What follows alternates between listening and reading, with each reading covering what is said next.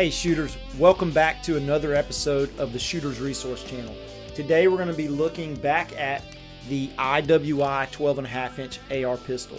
Now I do have more detail on this gun in the full review that you can find on the channel, so if you're interested in that, check it out. I'm also placing links in the description for all the products you see on the channel today, the flashlights and things of that nature, so check them out as well. If you're new to the channel, go ahead and hit that subscribe button. And if you want to support the channel, hit that like button or use those links in the description. I greatly appreciate it. Now let's get to the review.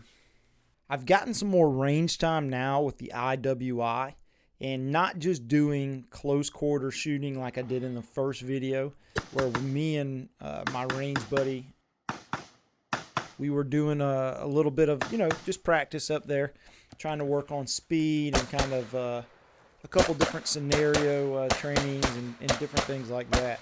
But that's not all that I use my AR-15s for, is for training. I do also like to leverage them as coyote guns, hunting guns. My oldest son shot his first deer with an AR-15. And I'm not recommending that this 12.5-inch barrel gun be used for that. However, it's definitely capable, especially a method that I use to dispatch deer is I typically go for neck shots. And it's because it drops the animal right there. I never have to look for the animal. But looking back at the IWI, if you guys remember, I'm running my Streamlight flashlight on there that I really like. It's a pretty solid performer for me, and I've used them. If you notice, I use them a lot on the pistols that I carry as well. And I'm not sponsored by Streamlight by any means, but it's just a flashlight that I like. It's very reasonably priced, and I find that they're pretty reliable. I've had several of them for, really about a decade now, and I've had them on several guns with thousands of rounds fired, and I've never really had a problem out of any of my Streamlight flashlights. I do have the Magpul pop-up sights on here just as backup iron sights. I don't always run backup iron sights, but when I do, they're normally pretty cheap. So anyway, and then also just to remind you, I am going to stick with the GLX from Primary Arms. It's a 2-power optic, and it's pretty good.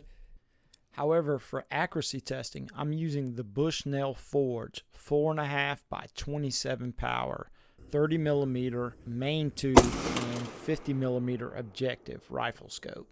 It's a great scope. I've bounced this scope around on several different rifles and different applications, and it always works really well.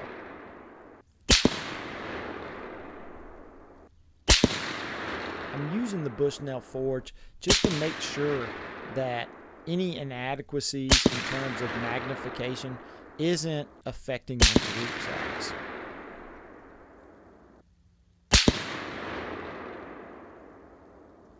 I was able to make hits out to 300 yards with this gun, no problem.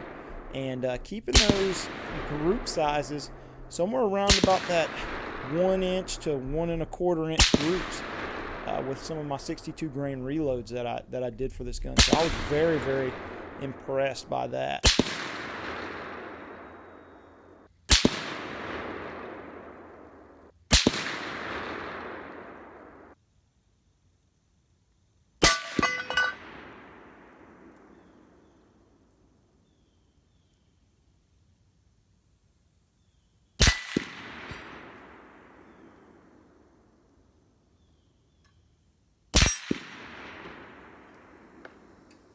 Take the sling off. This is a Magpul sling that I'm running. I think it's their MS4.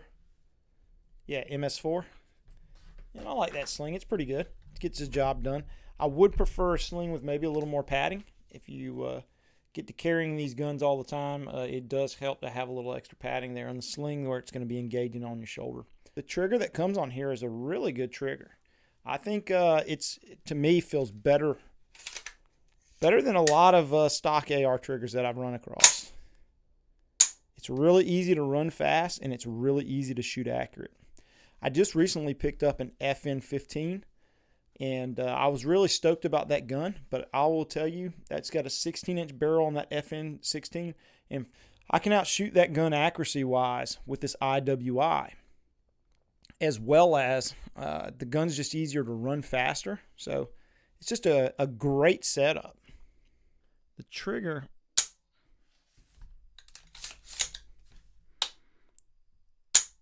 is just a one-stage trigger. Got a reset, and it travels about 1/8 of an inch. But there is no real wall. You just come up on the trigger, you get about 3/16 of an inch of travel, and it breaks. And the trigger weight's probably 5 or 6 pounds, but it's very crisp. So it's very easy to maintain accuracy when shooting. But there is no take up. You immediately start pretty much at the wall, and you just push through that travel. Like I said, reset, comes forward. So again, just a great trigger for accuracy, a lot better than all the mil-spec triggers that I come across, and also a great trigger for running really fast.